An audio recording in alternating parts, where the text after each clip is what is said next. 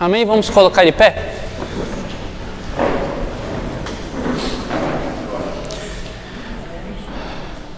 Eu queria que você fechasse seus olhos, que você levasse o seu pensamento a Deus nessa hora, que você sintonizasse o Espírito Santo, que você no seu espírito começasse a clamar por Ele, que você começasse a pedir pela presença dEle. O Espírito Santo sempre está no lugar onde Ele é bem-vindo. Jesus disse: onde tiver 2 ou mais reunidos em meu nome, ali eu estarei. Então, se Jesus está aqui, Ele é digno de ser exaltado, Ele é digno de ser adorado, Ele é digno de ser honrado, porque a palavra de Deus diz que o Pai procura por adoradores que o adorem em espírito e em verdade. Então, entronize Deus no seu espírito nessa hora. Comece a dizer para Ele que você o ama, que você o adora, que você anseia estar na sua presença, que você deseja a sua presença. Diga para Jesus palavras de amor nessa hora, porque é isso que o Pai está procurando, pessoas que o amem acima de todas as coisas, pessoas que reconheçam o seu Filho como o Salvador, pessoas que sejam gratos pelo sacrifício de Cristo na cruz, pessoas que reconheçam aquilo que Ele fez antes que cada um de nós existíssemos, porque a palavra de Deus diz que antes de tudo Ele nos amou, antes que houvesse mundo Ele já havia nos eleito nele, porque Ele nos escolheu, Ele nos predestinou para a adoção de filhos, Ele nos predestinou para sermos santos, irrepreensíveis, Ele nos chamou para uma boa obra, antes mesmo que o mundo existisse. Senhor, nós te agradecemos por esse momento, nós te agradecemos pela Tua presença, que é a coisa mais valiosa que nós temos em nossas vidas. Sem Ti nós nada podemos fazer, Jesus. Como Moisés disse, não nos faça sair desse lugar se a Tua presença não for conosco. Derrama sobre nós essa noite o espírito de adoção ao qual clama Abba Pai, que esse clamor flua do nosso coração essa noite, que nós recebamos essa adoção, essa paternidade, que nós possamos ser cheios do amor do Pai nessa noite, que o amor do Pai encontre os nossos corações. Você que se sente órfão, você que não se sente amado, receba agora o amor do Pai, receba agora o abraço do Espírito, receba agora o abraço de Jesus, receba a paternidade dele essa noite. Ele vai te fazer filho, te fazer amado. O Pai quer te adotar, o Pai quer te trazer para os braços do Pai.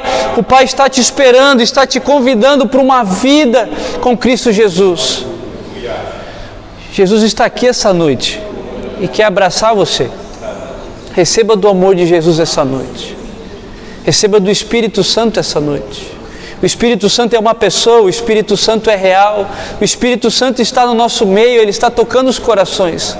Deixa Ele limpar as feridas do teu coração, deixa Ele limpar as mágoas, deixa Ele fazer morada, deixa Ele trazer Jesus e o Pai para habitar dentro de você, deixa Ele transformar a tua vida de dentro para fora, deixa Ele te fazer mais santo, deixa Ele te fazer uma pessoa melhor, uma pessoa mais amorosa, deixa Ele te fazer um esposo melhor, um pai melhor, um filho melhor, um servo melhor, deixa que Ele te dê hoje um espírito voluntário para servir os irmãos, deixa Ele moldar a tua vida nessa noite, porque todos aqueles que são tocados por Deus nunca mais são os mesmos.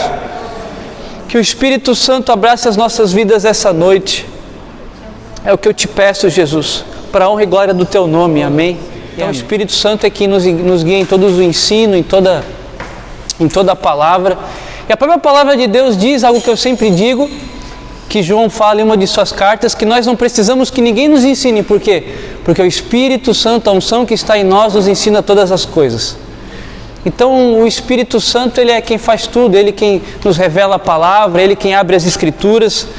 Jesus disse que sem Ele nós nada podemos fazer. Por quê? Porque Ele está falando que Ele é a videira verdadeira e nós somos a vara, certo? Por que a vara ela não pode fazer nada longe da videira? Porque a seiva corre do tronco para o caule, e aí ela recebe a seiva, e aí por isso ela pode dar fruto. Então com Ele nós podemos fazer todas as coisas, amém? E o que nós vamos falar hoje, né? Qual que era o tema da nossa aula? Eu queria que você abrisse lá em Efésios capítulo 1, versículo 5. Nós temos falado muito sobre propósito, né? Que Deus nos chamou para um propósito e para determinadas finalidades. E a gente viu um pouquinho na aula passada sobre a santidade. E esse ano nós vamos continuar falando um pouquinho sobre isso. Lá em Efésios capítulo 1, versículo 5. Nos predestinou para Ele, para a adoção de filhos, por meio de Jesus Cristo, segundo o beneplácito da sua vontade. Então nós vimos que na aula passada que Deus tem um propósito para as nossas vidas. E uma das finalidades desse propósito é que nós sejamos santos e irrepreensíveis perante Ele em amor. E o segundo item que a gente vai ver da finalidade do nosso propósito, para que Deus nos elegeu para alguma coisa, para que Deus nos deu um propósito, uma finalidade nessa terra. O segundo item que a gente vai ver é que Ele nos elegeu nele para quê? Para a adoção de filhos. Então Deus nos chamou para quê? Para sermos seus filhos. Além de nos chamar para sermos santos, além de nos chamar para um propósito, para uma vocação específica, tudo isso converge também para quê? Para que eu receba a paternidade do Pai. Então a Bíblia diz lá em Efésios 1:3 que Ele nos elegeu nele antes da fundação do mundo. O que é essa eleição? É quando o Pai nos gerou não só espiritualmente, Ele nos gerou no Espírito, mas Ele já sabia como nós seríamos também na carne, qual seria a nossa vocação. Então tudo que nós somos foi gerado por Deus. Então Deus, o Pai, não é somente o nosso Pai espiritual, Ele é o nosso Pai geracional. Foi Ele que nos gerou. Nós recebemos a paternidade de Deus e isso veio de graça para nós. O Evangelho, a palavra Evangelho significa boas novas, ou seja, nós recebemos uma boa notícia, nós recebemos um Pai. Quantos de nós muitas vezes não teve um pai, não teve a criação de um pai? Quantos de nós teve um pai distante, ou um pai que não deu o amor como deveria ter dado? Mas em Cristo Jesus nós temos um caminho de volta para o Pai. Jesus disse, ninguém veio ao Pai a não ser por mim, eu sou o caminho, eu sou a verdade e a vida. Então Jesus abriu o véu para que nós tivéssemos acesso ao Pai. E no Pai nós recebemos essa paternidade. Essa é a boa notícia do Evangelho, que agora nós temos um Pai e nós não estamos sozinhos. O próprio Deus, o Pai, fala lá em Isaías, olha, pode uma mãe que amamenta desamparar os seus filhos? E mesmo que ela desampare os seus filhos, eu, o Senhor, não vos desampararei. Então em Deus nós sempre temos uma paternidade, em Deus nós sempre temos cuidado, em Deus nós sempre temos provisão, em Deus nós sempre temos propósito de vida, nós sempre temos uma direção de vida, porque Deus é Pai. Tem aquele ditado que diz que Deus não é padrasto, Deus é Pai, não é padrasto. Por quê? Porque Deus nos ama incondicionalmente. O amor de Deus por nós é o quê? Um amor agapau, é um amor incondicional. Deus nos ama dessa forma. E Deus nos escolheu, nos elegeu nele, quando ainda Ele sabia que a nossa resposta poderia ser sim ou não para Ele. Porque junto com o chamado para sermos filhos, Ele também nos deu o livre-arbítrio para que nós possamos dizer sim ou não para Ele. E é muito difícil a gente entender isso muitas vezes, porque alguns de nós não recebeu aquele amor de Pai como desejaria ter recebido. Aí quando nós vemos todo aquele amor dado por Deus, por meio de Cristo Jesus, dizendo que Ele é nosso Pai incondicionalmente, nós começamos a ter até uma certa dificuldade de aceitar isso, porque parece bom demais para ser verdade.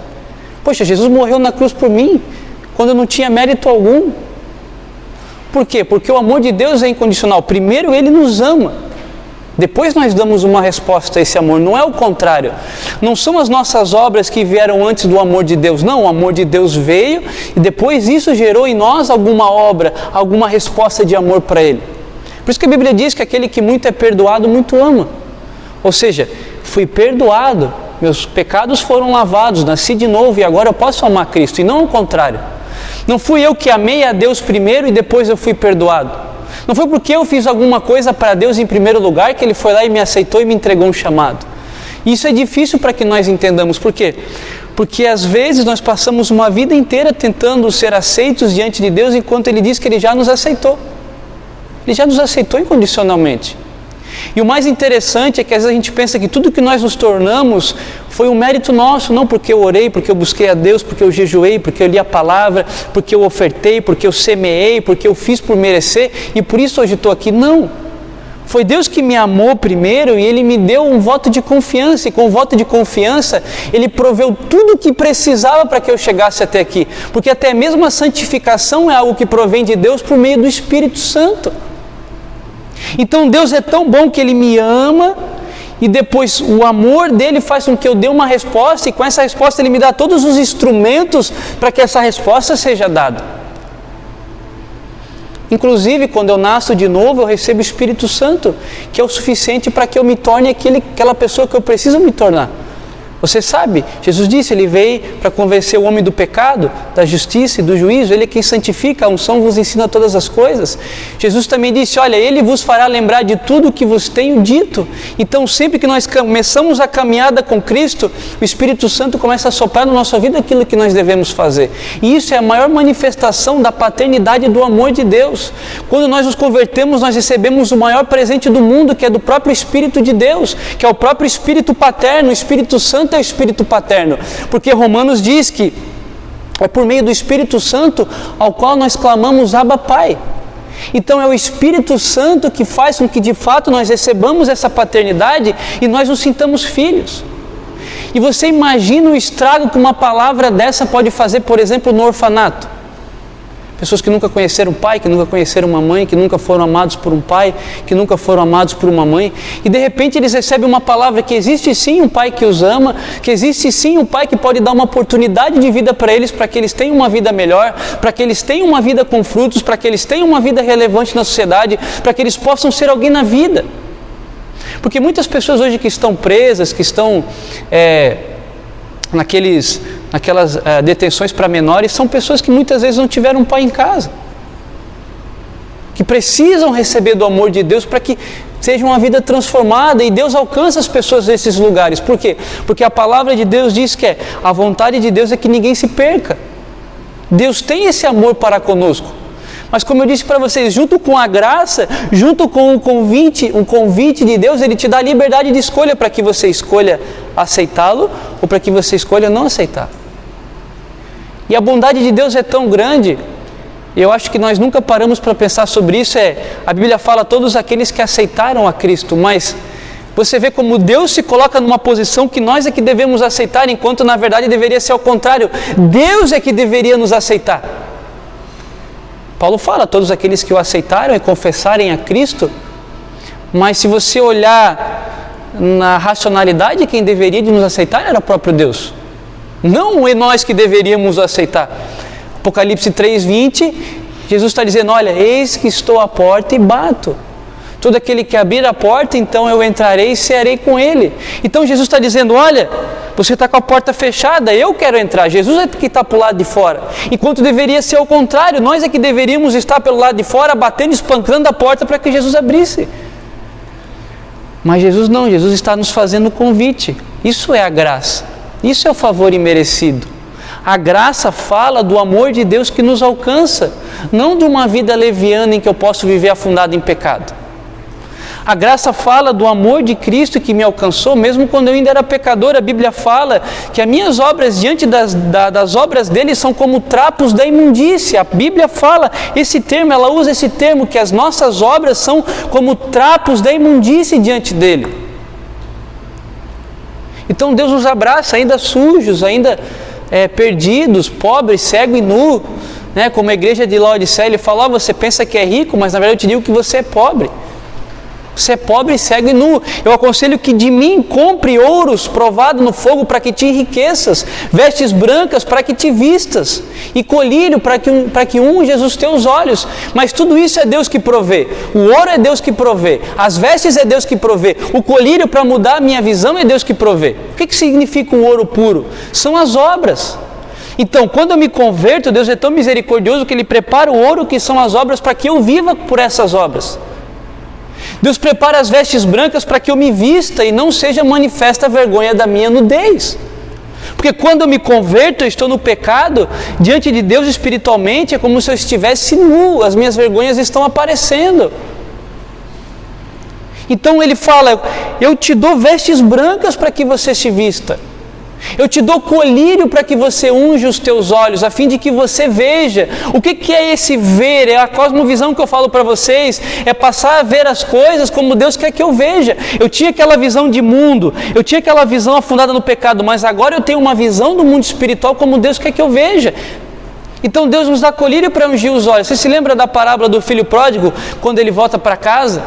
A Bíblia diz que o pai estava esperando na janela, esperando para que ele voltasse. E a Bíblia diz que quando ele aparece no caminho, o pai sai correndo ao seu encontro. Mas quando você olha de novo, racionalmente era nós que éramos para correr ao encontro dele. E o pai corre ao encontro dele, mas quando o filho chega, olha, bota um anel no dedo dele, que significa restituição de autoridade. Coloca uma sandália nos pés dele, que estavam descalços. E prepara um novilho, faz uma festa, porque a Bíblia diz que quando um pecador se arrepende, existe mais festa no céu do que para os outros 99 que ainda estão no rebanho. Esse é o amor de Deus que a gente às vezes tem dificuldade de entender. E é impressionante porque quando nós entendemos esse amor e essa bondade de Deus, é impossível que nós não possamos dar uma resposta para isso.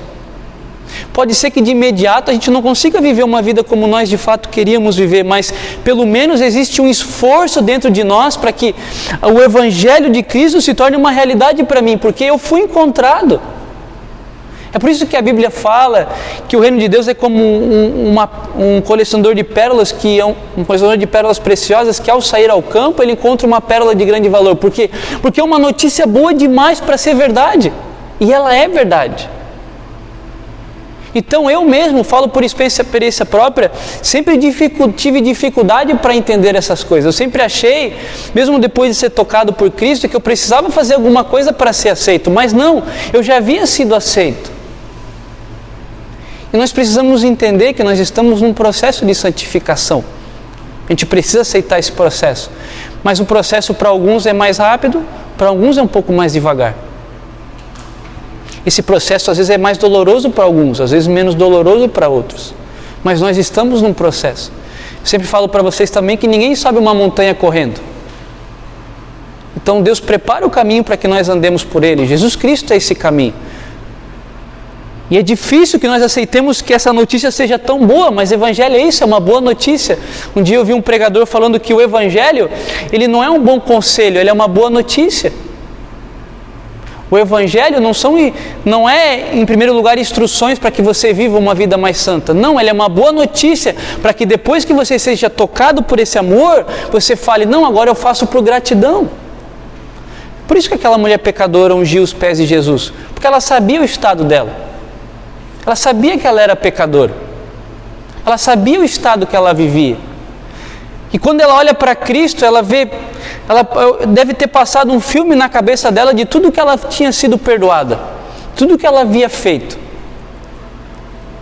E ela vai lá por gratidão, quebra o vaso aos pés de Cristo, enxuga com os cabelos os pés dele. Só que a religião não consegue entender isso. Você sabe que esse episódio que eu narrei para vocês está em Lucas 7, que é um episódio em que Jesus estava comendo na casa de Simão o Cirineu, e ele era um fariseu. Mas quando Jesus entrou na casa dele para ceiar, ele não deu nem água para lavar os pés. E aquela mulher não parava de beijar os pés de Jesus, e lavar os pés de Jesus com lágrimas e enxugar com os cabelos. E a religião não entende isso. Simão o Cirineu pensou consigo mesmo, mas se ele fosse profeta de fato, entenderia que essa mulher que faz isso, ela é pecadora. Aí Jesus, já discernindo o que aquele homem estava pensando, diz, olha,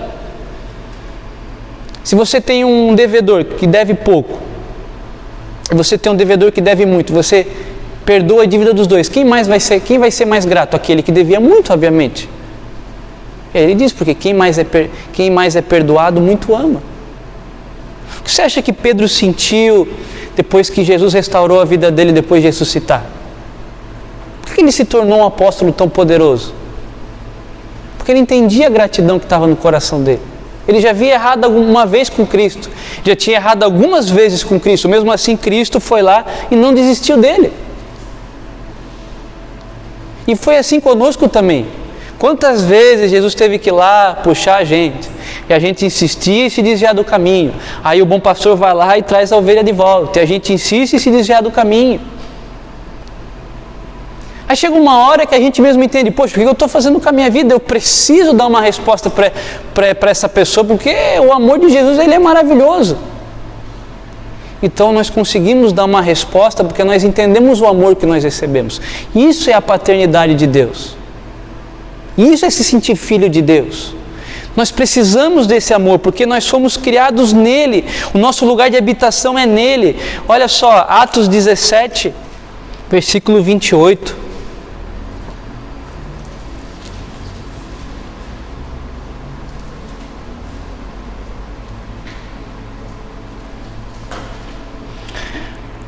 A partir do 27, na verdade.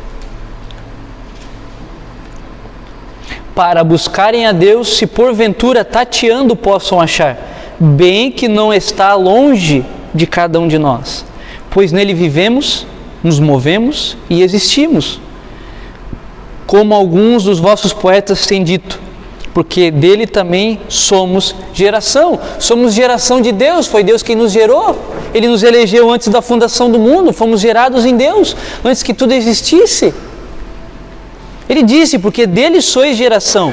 E ele fala, porque Deus não está longe de cada um de nós, porque Deus nos criou justamente para que estivéssemos perto dele. Existe uma expressão maior de comunhão do que a família? Existe uma expressão maior de comunhão com a família? A gente já viu isso por diversas vezes, que Deus nos chamou nele para que nós vivêssemos em comunhão com Ele. Deus nos criou a sua imagem e semelhança, Deus nos criou para que o buscássemos. E aí o homem foi lá, pecou, caiu, aí foi lá, Deus mandou Cristo Jesus para que morresse na cruz e o véu fosse rasgado e tivéssemos acesso de novo ao Pai. Então tudo fala desse relacionamento entre pai e filho, desse relacionamento em família com Cristo Jesus, desse relacionamento que nós precisamos aceitar e entender que de fato Deus nos ama incondicionalmente. E a resposta ela vem depois. Amém? Então eu queria que você abrisse agora em João capítulo 1, versículo 12.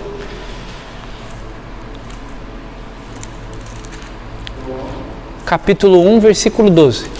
A gente vai meditar um pouquinho nesse texto. Mas a todos quanto o receberam, deu-lhes o poder, grave essa palavra, poder, de serem feitos filhos de Deus, a saber aos que creem no seu nome, aos quais não nasceram do sangue, nem da vontade da carne, nem da vontade do homem, mas da vontade de Deus. Lembra que eu falei para vocês gravarem a palavra poder? Essa palavra poder no original significa autoridade legal. Uma palavra do grego que é exousia, que significa autoridade legal. Eu sempre falo sobre isso, né? É como se Deus pegasse você e te registrasse no cartório. Só que Deus, diferente do pai terreno, Ele jamais vai se separar da sua mãe. Ele vai cuidar de você até o fim. Então Deus, Ele nos dá autoridade legal de sermos seus filhos. E com essa autoridade, temos benefícios e temos deveres. Por quê? Filho, ele tem alguns compromissos, tem alguns deveres e também tem muitos direitos. Para quem que fica a herança do pai? Para o filho, direito. Mas também tem alguns deveres, ser igual ao seu pai. Manter o legado do seu pai. Saber desfrutar bem e usar bem a herança do seu pai. Então, a primeira coisa que eu entendo aqui, que ele fala, mas a todos quanto receberam, deu-lhes o poder. É aquilo que eu falo, todos quanto receberam, mas espera aí, não era Deus que tinha que me receber? Eu que tenho que receber Ele, mas isso não é uma notícia boa demais para ser verdade? Eu é que recebo Deus, não é Ele que me recebe, eu é que o recebo. Isso é a boa notícia do Evangelho. Isso são as boas novas. Que Deus está esperando que eu o receba, enquanto na verdade deveria ser o contrário. É por isso que a Bíblia diz que lá em Efésios capítulo 2, versículo 8, que a salvação ela é dom de Deus. É um dom. Deus nos dá o dom da salvação. É um dom de Deus, não vem de vós, não vem de obras, para que nenhum homem se glorie. Para que nenhum homem diga assim, olha, Deus me chamou porque eu merecia. Não, Deus me chamou justamente porque eu não merecia. Porque Jesus disse, quem precisa de médico é quem? São os doentes. Enquanto os fariseus estavam dizendo, olha, eu não tenho problema, eles estavam perdendo a visitação que eles estavam recebendo. É por isso que o versículo 11, se nós voltarmos um pouquinho, vai dizer o seguinte, veio para o que era seu e os seus não o receberam. Sabe por que não receberam? Porque eles se achavam bons demais para achar que precisavam de alguma ajuda. Então o segredo para receber Cristo é de fato saber que eu preciso de ajuda. Porque todos nós estamos doentes em alguma coisa ou em alguma área e ainda precisamos de alguma mudança em nossas vidas. Veio para os que era dele e eles não o receberam. Mas todos quanto receberam, deu-lhes o poder, deu-lhes autoridade Deu-lhes o direito, porque a autoridade legal fala de direito, a autoridade legal para serem chamados filhos de Deus. Isso é um dom. Deus me dá a graça, me dá o direito de escolha. Você já parou para perceber que quando Deus criou o Éden, Ele colocou lá no meio a árvore do conhecimento do bem e do mal? Todos já perceberam isso, né? Só que junto com a árvore do conhecimento do bem e do mal, também havia outra árvore no jardim. Qual que era essa árvore? Era a árvore da vida. E todos quanto comessem da árvore da vida teriam o direito de viver eternamente. O homem escolheu ter uma vida na morte do pecado do que viver eternamente, mas Deus colocou o direito de escolha lá no jardim. Deus colocou as duas árvores lá. Eu leio para vocês, isso está escrito lá em Gênesis. Haviam duas árvores no jardim, não havia só uma. Claro, havia todas as outras árvores frutíferas, mas com uma conotação específica, eu quero dizer. Isso está lá no capítulo 2, do versículo 9.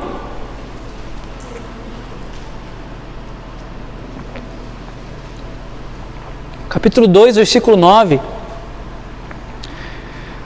Do solo fez o Senhor brotar toda sorte de árvores agradáveis à vista e boas para o alimento, e também a árvore da vida no meio do jardim e a árvore do conhecimento do bem e do mal. Então havia essas duas árvores no jardim, essas duas árvores do bem do jardim. Tanto é que depois que o homem caiu, o que Deus teve que fazer? Teve que expulsar o homem do jardim, por quê? Para que eles não comam da árvore da vida e vivam eternamente. Por que eles não poderiam mais viver eternamente? Porque agora já conheciam o pecado, conhecendo o pecado já não poderiam mais viver eternamente. Porque eles correriam o risco de viver eternamente uma vida de pecado, no sofrimento, uma vida de juízo. Então Deus colocou os dois tipos de árvore no jardim. Direito de escolha, havia a vida e havia a morte. Deus coloca as duas coisas diante de nós, mas eles escolheram a morte. A árvore do conhecimento do bem e do mal. Se eles tivessem comido a árvore da vida, nós viveríamos eternamente, não precisaria passar pela morte. Mas a Bíblia diz que o salário do pecado é o quê? A morte. Por uma escolha errada, o salário do pecado foi a morte. Se ele tivesse comido a árvore da vida, viveríamos eternamente. Não teríamos conhecimento do pecado. Nós nunca paramos para pensar que tinham as duas árvores do jardim. Ele foi comer logo a errada. Foi comer lá que não podia comer. Tinha tanta árvore para comer, comeu logo da que não podia. E a Bíblia fala, porque Deus ele é gracioso, que a Bíblia fala que Deus, Deus fez brotar toda sorte de árvores agradáveis à vista. Deus ainda para poupar o homem de passar por isso, Deus fez todas as árvores agradáveis à vista do homem. Então, o que fez o homem cair não foi só a concupiscência dos olhos, porque tinha árvore boa para ele desfrutar lá no jardim. Foi a desobediência mesmo.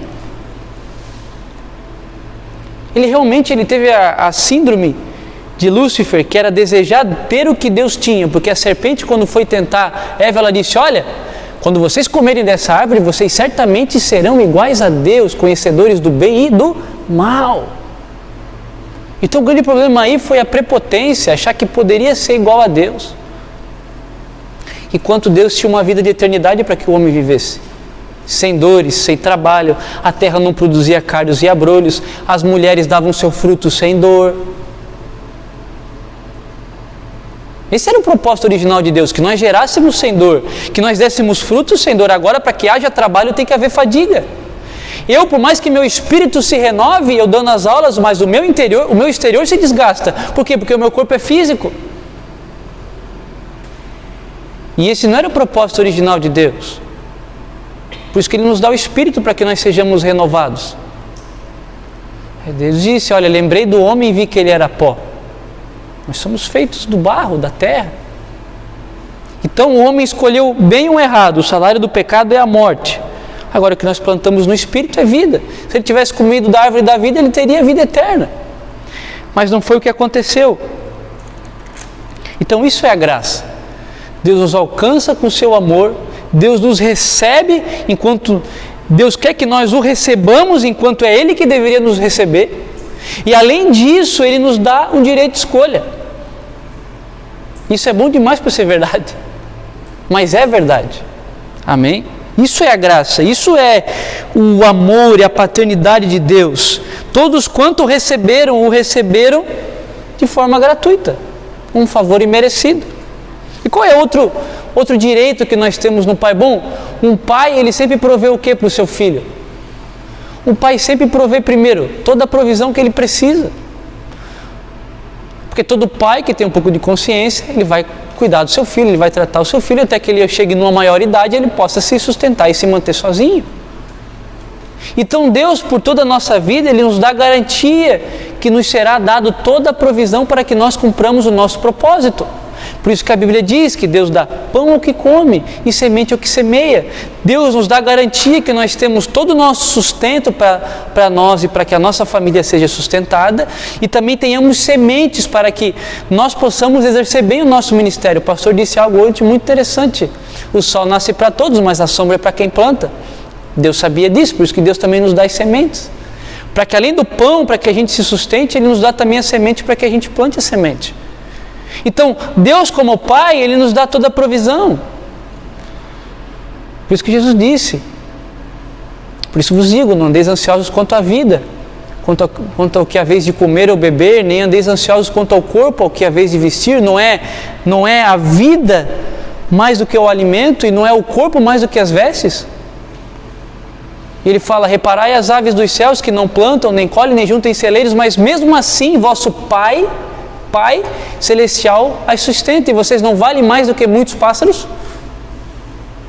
Qual de vós, por mais ansioso que esteja, pode acrescentar 1 minuto à vossa existência?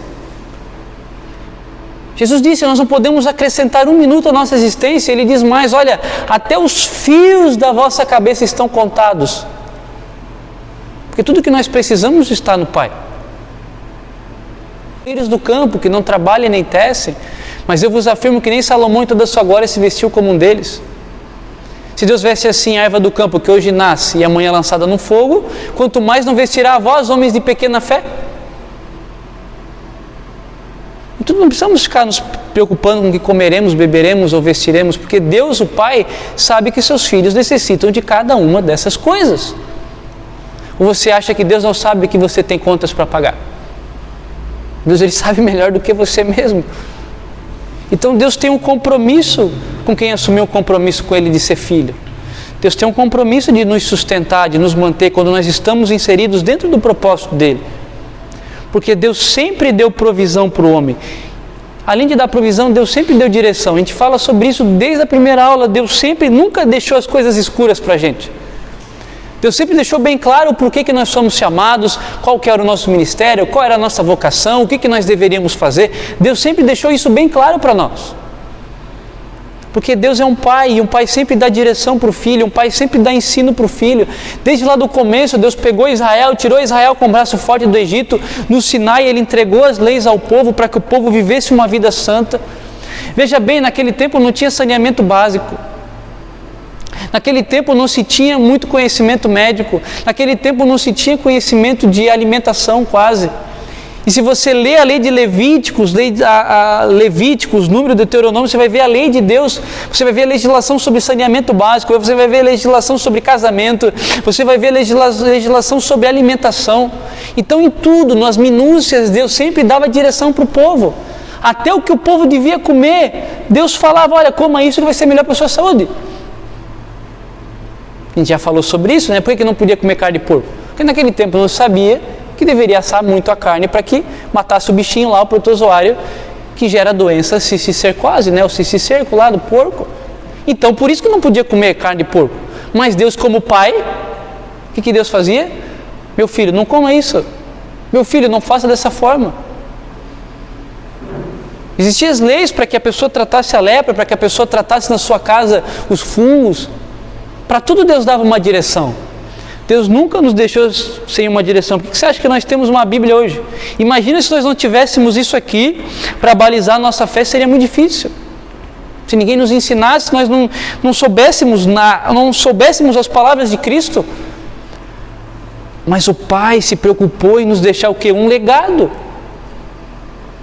Jesus foi o maior legado que o Pai nos deixou, Jesus e o Espírito Santo, para que nos lembrasse a palavra de Cristo. Porque Jesus, quando ele passou na terra, foi tudo para manifestar a vontade do Pai. Ele disse: o Filho só faz o que o vê o Pai fazer. Então Jesus veio nos deixar um modelo de filho. A religião, o fariseu, o saduceu, o mestre da lei, esperava uma pessoa religiosa, uma pessoa que reinasse, que viesse da linhagem de Davi. Mas Deus não, Deus escolheu um carpinteiro que manifestasse, não um religioso, mas que manifestasse um filho.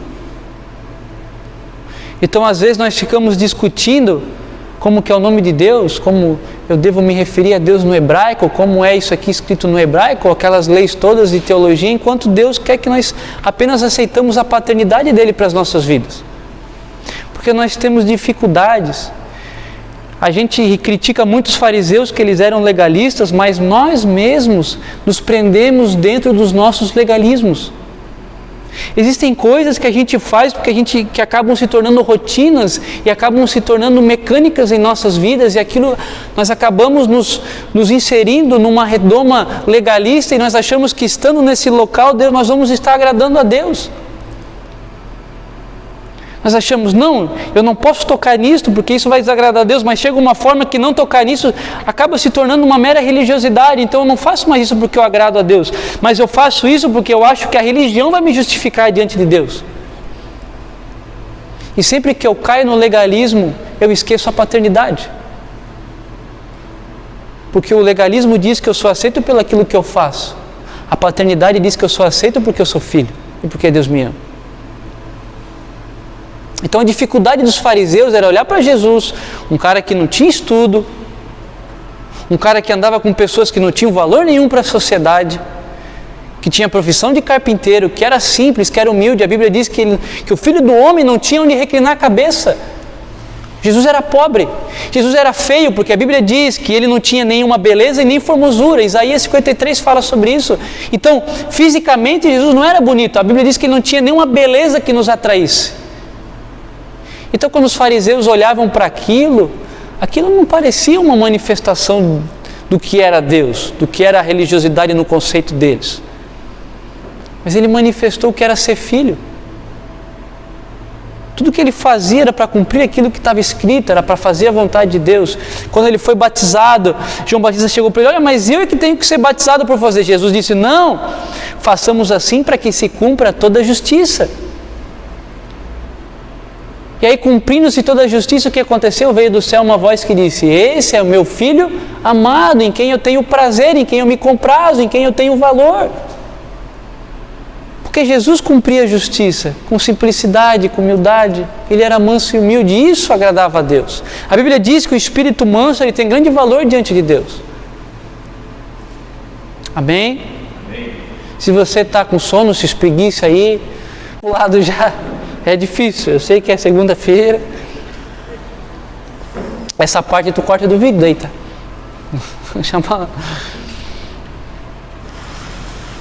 Então nós precisamos aceitar essa paternidade.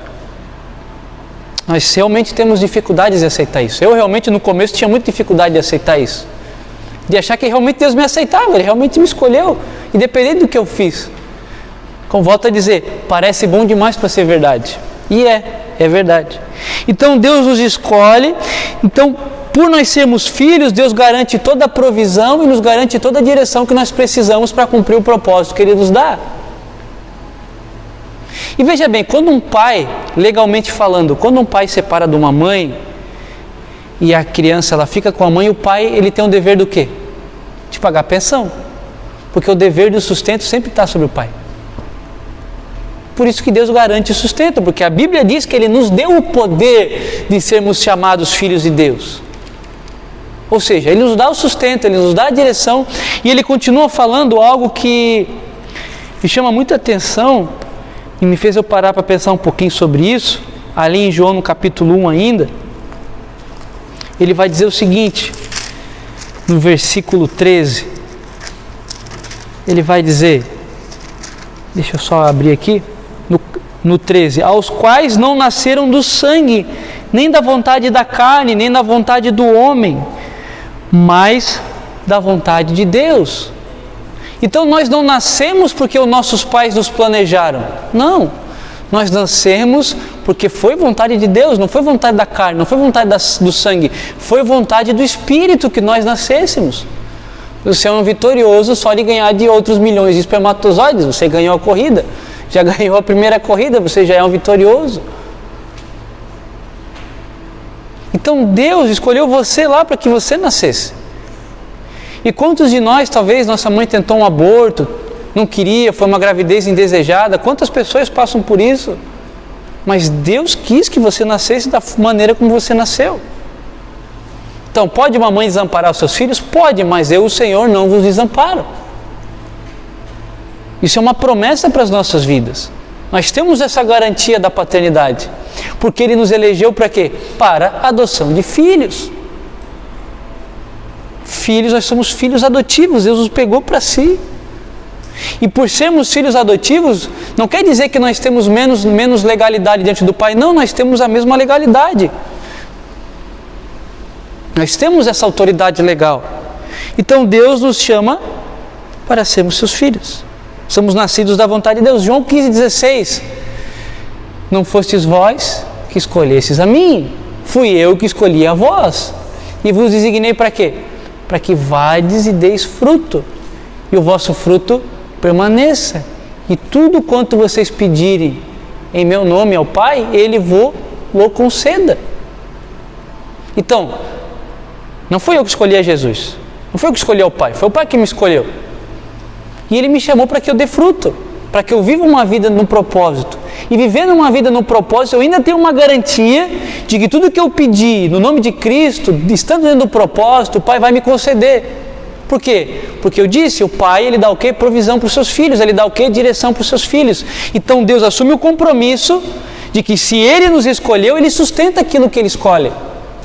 Porque Deus não é homem para mentir, nem homem para se arrepender, e nem homem para brincar com a gente.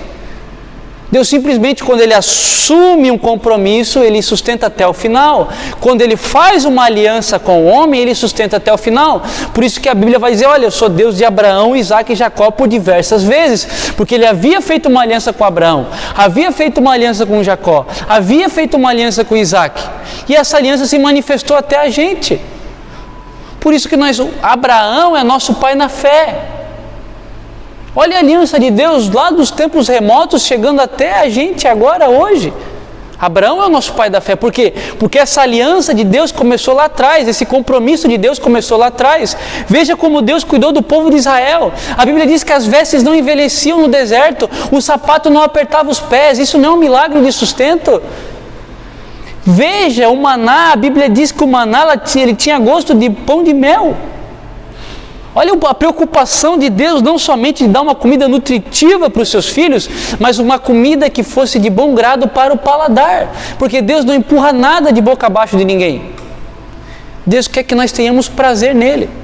Por isso que a Bíblia diz, deleita-te no Senhor, e Ele satisfará os desejos do teu coração. Deleita-te. Deus quer que nós nos deleitemos nele, no fato de Ele ser nosso Pai. E Ele vai nos sustentar.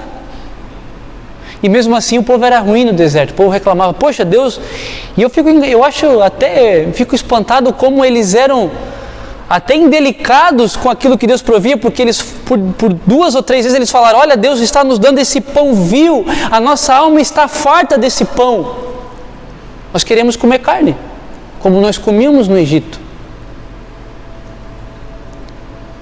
E muitas vezes nós estamos fartos de receber aquilo que Deus está nos dando. E desejamos comer aquela comida antiga lá. Mas a Bíblia diz que quando eles atacaram-se nas cordonizes, a carne começou a sair pelo nariz. Porque Deus se irou contra eles. Deus nos dá a melhor comida que nós podemos receber. Jesus é a própria comida. Ele disse, eu sou o pão da vida. Vossos pais comeram o maná no deserto e morreram, mas aquele que comer de mim, esse terá a vida eterna. Aquele que crê em mim, mesmo que morra, viverá. Aquele que crê em mim terá no seu interior como um rio jorrando para a eternidade. Tem que comer da minha carne, tem que beber do meu sangue.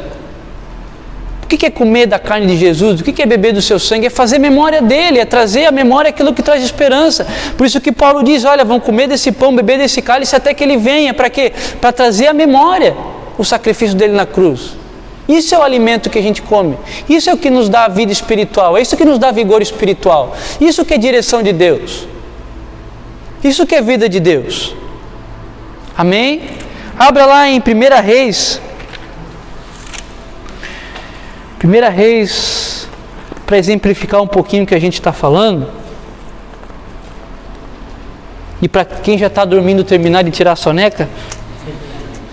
1 Reis 19, 19:4.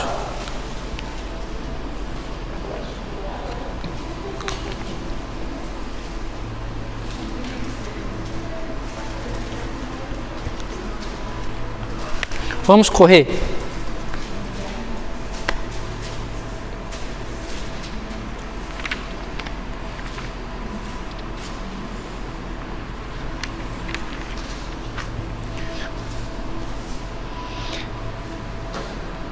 Agora falando de Elias, tá? Ele mesmo, Elias, porém, se foi ao deserto, caminho de um dia, e veio e se assentou debaixo de um zimbro, e pediu para si a morte, e disse: basta, toma agora ao Senhor a minha alma, pois não sou melhor do que meus pais. Deitou-se e dormiu debaixo do zimbro. E eis que o anjo o tocou e lhe disse: levanta-te e come. Olhou ele e viu junto à cabeceira um pão cozido sobre pedras em brasa e uma botija de água. Comeu, bebeu e tornou a dormir. Voltou segunda vez o anjo do Senhor, tocou-lhe e disse: levanta-te e come, porque o caminho te será sobre modo longo. Levantou-se, pois, Elias, comeu e bebeu, e com a força daquela comida, caminhou 40 dias e 40 noites até Horebe, o monte de Deus. Viu? Deus sempre dá provisão para o caminho que a gente tem que percorrer. Porque Ele é Pai, Ele sustenta, Ele chamou Elias e deu pão e deu água. Deus sempre tem palavra e tem unção do Espírito, para quê? Para que a gente possa andar mais uma milha. Deus garante o sustento. Deus garante, Deus Ele é ponta firme. Por isso que o salmista disse: eu nunca vi um justo desamparado, nem a sua descendência mendigar o pão. Fui novo e agora já sou velho, mas nunca vi um justo desamparado. Por quê? Porque aquilo que Deus começa, Ele termina. Aquele que começou a boa obra na vossa vida é fiel para cumprir até o dia de Cristo Jesus. Está lá em Filipenses.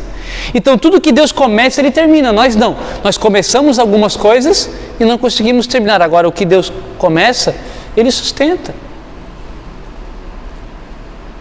Os muros de Jerusalém estavam diariamente diante dos olhos de Deus. Ele sempre se lembra da gente. Deus se inclina para ver os moradores da terra. Amém? Depois, nós paramos no 9, né? Não, no 9. Ali entrou numa caverna onde passou a noite. Eis que lhe veio a palavra do Senhor e ele disse: que fazes aqui, Elias?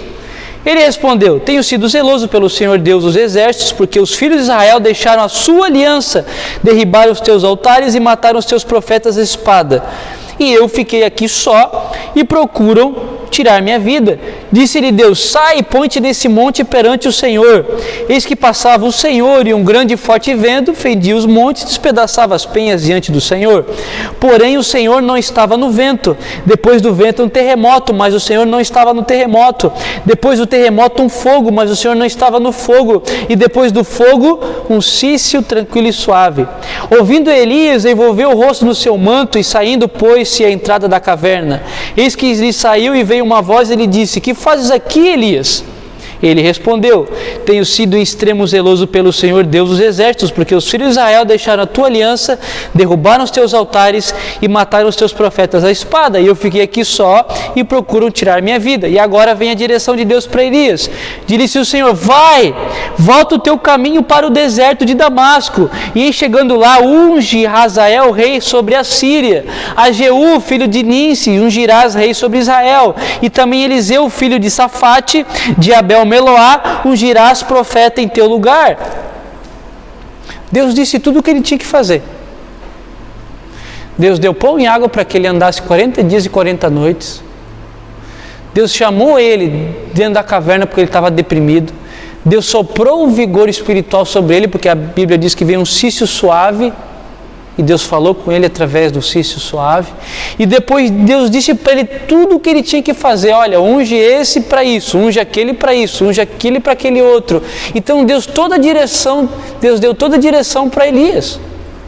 Ou seja, o Pai tem um compromisso de dar toda a provisão e toda a direção para nós. Então isso tem tudo a ver com o que nós estamos falando. O contexto geral é o quê? Não é propósito? Deus nos dá tudo o que nós precisamos para cumprir esse propósito. Amém?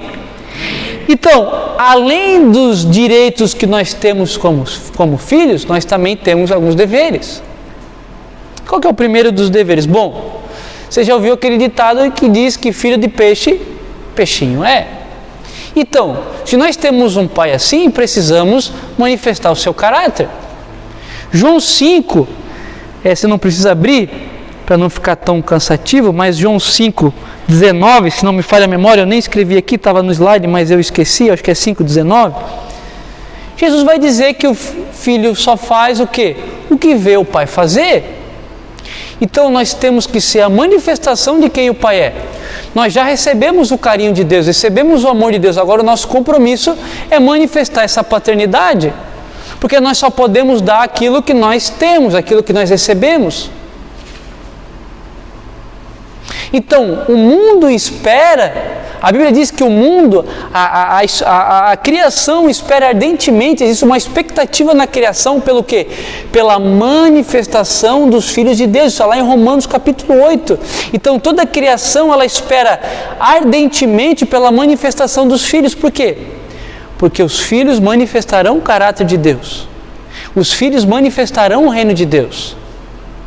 Por isso que Paulo diz, olha, vocês são as cartas vivas, vocês não foram escritos segundo a lei em pedras geladas, não, vocês foram escritas pelo Espírito nas tábuas do coração, no quente aqui do coração, foi lá que o Espírito escreveu em vocês a lei de Deus e por isso vocês são cartas vivas. Nós somos a manifestação de quem Deus é, nós somos a manifestação da palavra de Deus, nós somos aquilo que o mundo não lê, porque o mundo não para ler a Bíblia.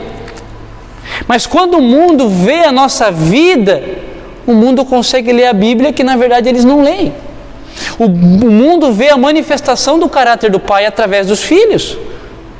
Por isso que a criação espera ardentemente pela manifestação dos filhos, porque a criação até hoje ela geme com angústia, com dores de parto por causa do pecado. Então quando os filhos se manifestarem, o caráter de Deus vai ser revelado. E se o caráter de Deus se revela, o que é? A existência de vida. Então quando nós manifestamos Deus, nós geramos vida. Por isso que a criação ela espera. Por quê? Porque a terra, depois do pecado, começou a gerar cardos e abrolhos. E somente a santidade pode transformar isso. Somente a santidade pode pegar esses cardos e abrolhos, limpar a terra e gerar novamente vida. Por isso que a criação espera ardentemente, ela tem expectativa pela manifestação dos filhos de Deus. É por isso que Jesus disse, o filho só faz o que vê o pai fazer. É por isso que Jesus disse, eu já não vos chamo servos, eu vos chamo amigos, porque tudo quanto eu ouvi do meu Pai, eu revelei a vocês, para quê? Para que vocês tenham o caráter do Pai. Por isso que tudo que Jesus ouviu do Pai, Ele revelou. Em si, Ele revelou o caráter do Pai, para que nós andássemos segundo as suas boas obras. Então nós revelamos o caráter do Pai através de Cristo Jesus. Porque Ele nos chamou para boas obras. Olha, Ele disse, não fostes vós que escolhestes a mim, eu que escolhi a vós e vos designei para que vades e dei fruto, e o vosso fruto permaneça. Então Cristo veio revelar o que? O caráter do Pai.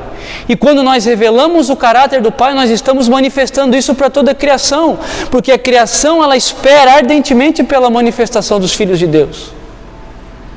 Então a manifestação do caráter, a santidade, ela começa a limpar a terra. Porque o pecado gerou cardos e abrolhos.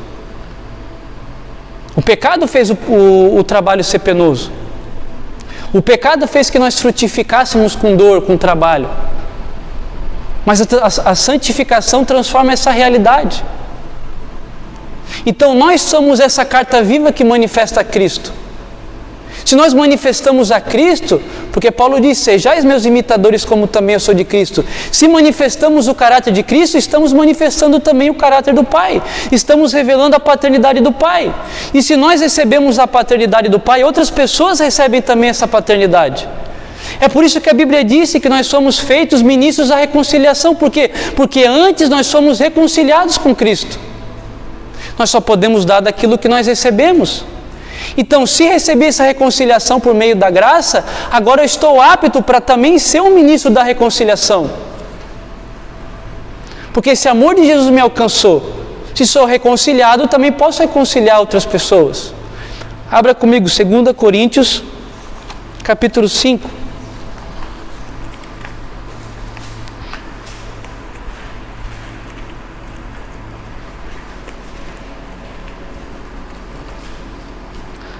Segunda Coríntios, capítulo 5.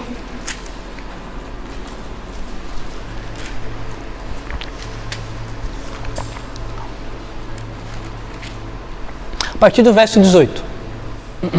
Ora, tudo provém de Deus que nos reconciliou consigo mesmo por meio de Cristo e nos deu o ministério da reconciliação. A saber que Deus estava em Cristo, reconciliando consigo o mundo, não imputando aos homens as suas transgressões, e nos confiou ao quê? A palavra da reconciliação.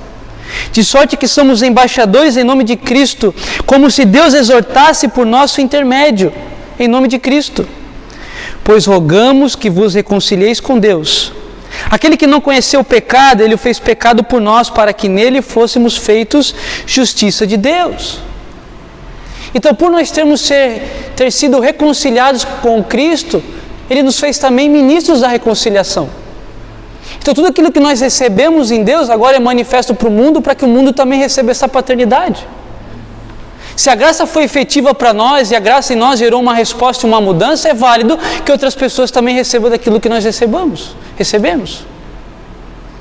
Então, aquilo que nós recebemos através da palavra de Deus é impresso no nosso coração até que nós nos transformemos parte dessa palavra. É por isso que nós somos a carta viva de Cristo. Escrito não segundo a lei, não em tábuas da pedra, mas escritas pelo Espírito no coração. É por isso que nós precisamos deixar que a palavra entre e nos transforme de dentro para fora.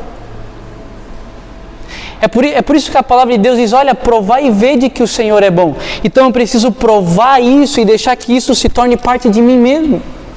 Essa palavra precisa ser parte de mim. Eu preciso deixar que isso seja personificado dentro de mim, porque Jesus era o quê? Jesus era o verbo vivo, Ele era a palavra. João vai falar aqui, no comecinho do livro de João, antes um pouquinho daquilo que nós lemos. No princípio era o verbo, e o verbo estava com Deus, e o verbo era Deus. Ele estava no princípio com Deus. Verbo é o quê? É uma palavra que significa uma ação. Jesus fez todas as coisas por meio do quê? Por meio da sua palavra.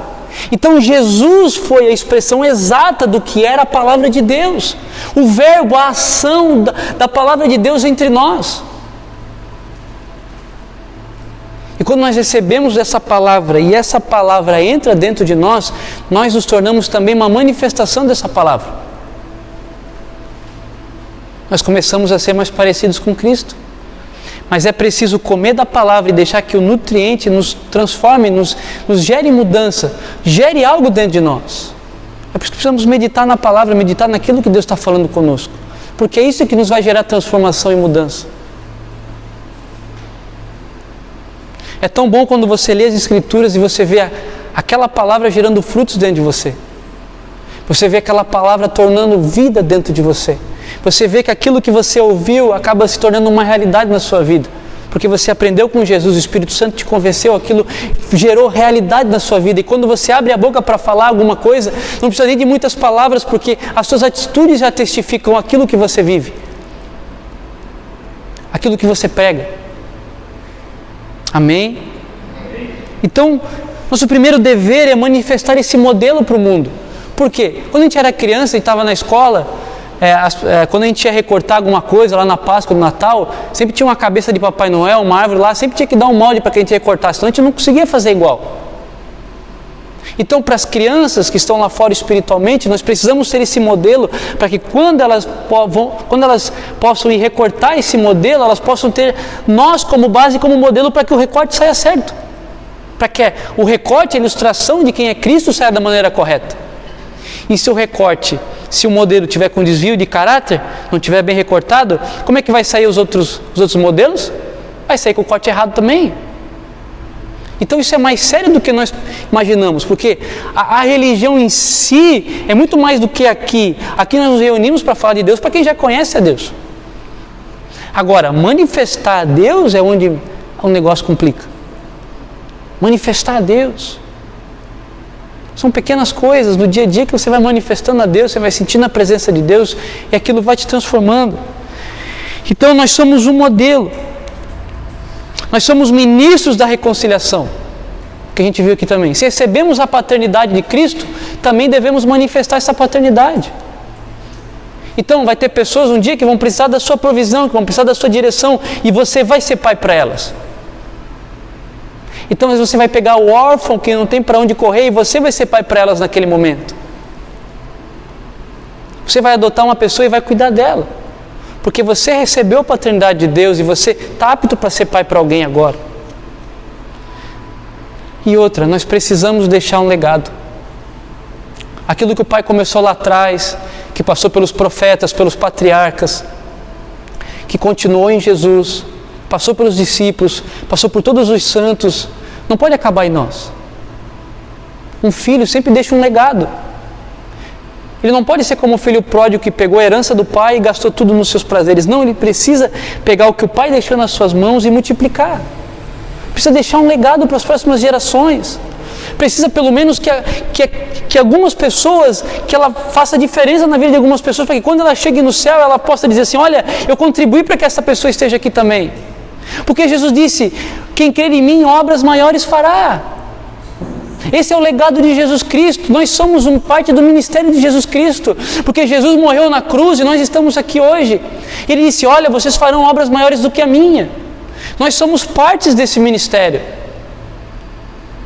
Nós somos parte do ministério de Jesus e nós precisamos deixar um legado.